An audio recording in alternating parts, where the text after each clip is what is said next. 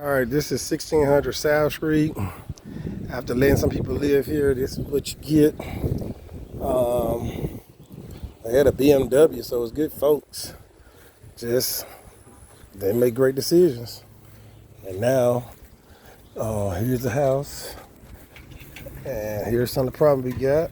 I came all the way from out of town to get this property. It's worth 90 grand. It's actually worth 90 grand, all fixed up. The house is in great shape for a good minute, and things went downhill for whatever reason. And now I'm left with a house that's not in so great shape. All right, so extra yard back there. This is your yard. Just like how big that yard is right here. This got two fences, one that's divided up, so it's more yard back there. But extra storage room. Big old unit outside, a little screen area for the laundry area back here. This the outside exterior now, exterior view. All right.